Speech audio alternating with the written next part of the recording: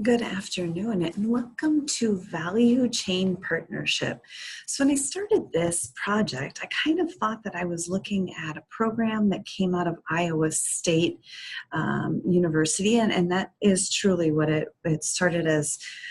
What this program started as. It was funded by the Leopold Center and the Wallace Winrock International Organization. And Value Chain Partnership was put together in 2002.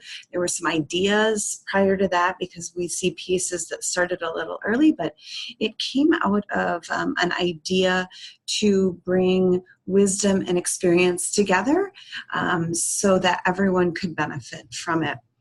The definition, or as it was defined by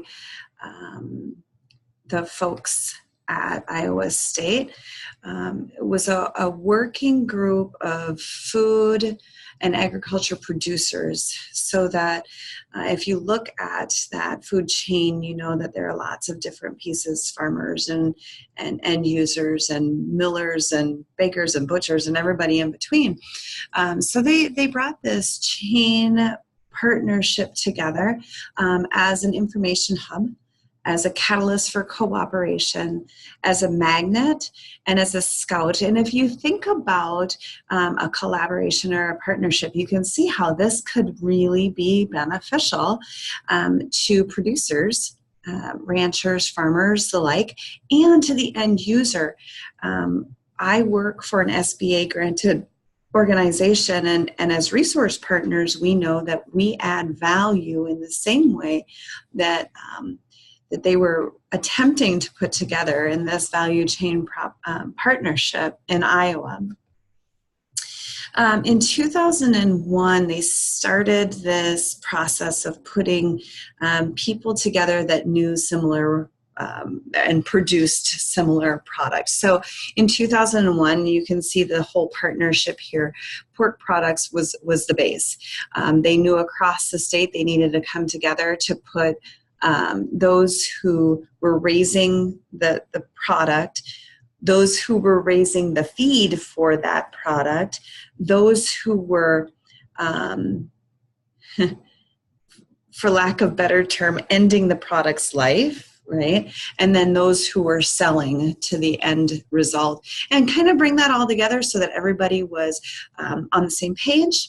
They understood the process, they worked together, reduced costs, increased wisdom and experience. Fantastic. And as that worked, then they saw that you could bring all of these systems together in these little niches. And I use the circles because it's that, right? The pork niche comes together, and then the food systems, and then the fruits and vegetables. And then all of a sudden, they all come together in a bigger circle that create this partnership.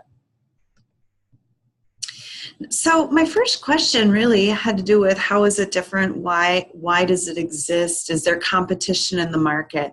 And there is a little competition. We have extension services through our state-funded or our land grant university systems. VCP is a little different in that it's based on a mission. It's trying to provide end result in a better capacity and a better system for from producer to end user.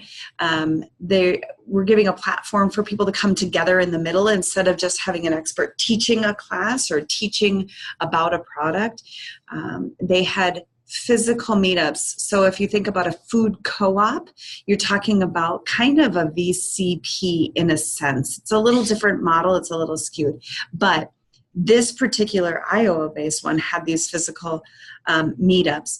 And then just a limited scope. So remember the little circles of each of the niches, so that it wasn't such a broad base, and it allowed them to focus the experience and wisdom. So the Leopold Center, and this was interesting, I wanted to know where it came from.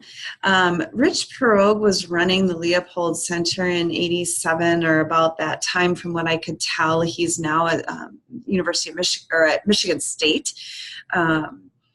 But he came together, pulled a grant, and at any rate, this was funded in '87, and it came out of this funding to reduce the erosion caused by farming and ranching, especially around wetland areas in Iowa.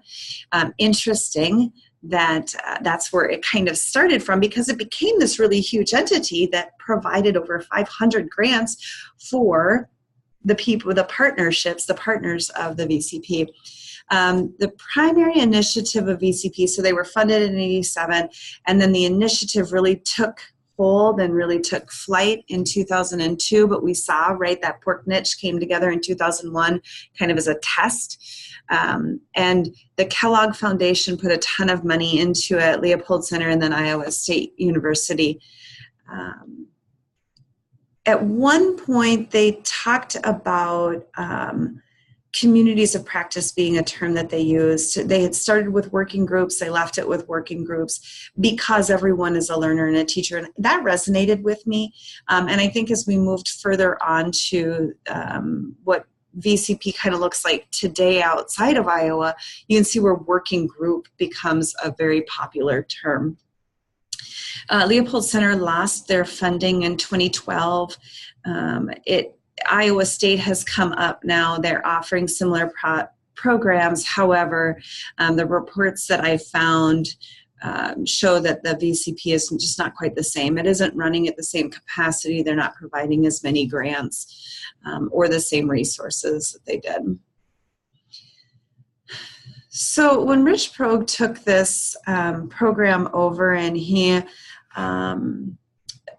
pulled some more funding, he looked at this this food chain, and you can kind of see what that looks like. Everybody is kind of in their own little silos, and he was attempting to bring all those silos together and allow value chain to be managed by one organization to keep all of those people in the loop and outside of their silos. I found this very interesting because if we take food away from this and we think about anything that we create, purchase, export, import, use, consume, you can see this value chain really works its way through just about any sector of the marketplace. So I found it interesting that Rich Progue then created this presentation. He's now at Michigan State. And what he is creating a new system very similar, but I found the lessons that he learned very interesting, especially us in nonprofit. So business-to-business learning is super important. How many networking groups do we go to and it's just a sales organization and a referral base? Boy, we need some expert-to-expert wisdom sharing, not teaching necessarily, but wisdom sharing. Shared power gives you shared accountability was a very big and favorite phrase for me, and I think that collectively he's absolutely right. And then that the funders need to understand the importance of network and the infrastructure that's already there so that they can provide adequate funding for all parties, not just for the niche. So, okay, where are we at today? Well, we're going to talk about where Iowa's VCP is. We know that they lost some funding, but I found some interesting VCPs around the world, and there's been a whole lot of studies and some really big groups that are providing information and creating this value chain management like we talked about in that one slide. But you can see here, since like 2013, it's really become a very important and strong infrastructure across the world, especially in the Middle East. Japan is really dedicated to creating partnerships and allowing for food value to be shared across their area, and really even into Australia, which I found very interesting. Russia and Uzbekistan also, I probably said that wrong, but Russia also has now in 2017 started to have some conversations about how these types of structures will work for their organizations and their areas and their citizens as well. So I had to look at, if my topic in my program was VCP, what has happened to it? I can't find solid information saying that they truly still exist. Iowa State picked up some of the pieces. Some of the partners came together and they said, oh no, we love this and we need this. We're going to continue to do it. But the funding and the management structure just doesn't seem solid enough to continue the program the way it was when Rich Pro was there. But in that, then there are some further questions, and do we start another research project? For me, absolutely. I love the research. So then I started to put together another inquiry. Are VCPs financially feasible? Are we talking about something that we need outside funding? And if so, who is going to give that funding? Are there enough committed partners to make it sustainable? Is it just people saying, yes, I want to play part? So let's look at the food co-op then. Do you have enough players that want to put money into your food co-op to use it to be able to sustain that co-op? And then do you have somebody who can lead it with whatever skills they have, and financially? Do you have somebody that can manage that? Are you actually meeting an unmet need? Is there actually a need for it? Absolutely. We see that across the board. Leaders leading leaders is super important. Sharing of collective wisdom, also very important. So how do we then identify that need and then fill the gap? And then, of course, is it sustainable? Are you going to pull a 2-year grant or a $250,000 grant and the money's going to be gone in 3 years? Then what do you do? How do you continue that? So creating this partnership that Rich Pro did in Iowa, it wasn't sustainable once the funding was no longer there. So how do you make a program like this sustainable without that kind of funding? Can it be self-sustaining? Interesting project, interesting program, and made me think about that food chain a little bit better, and very interested to see what those VCP type ecosystems that are coming out of other countries look like for our future. Thanks for listening.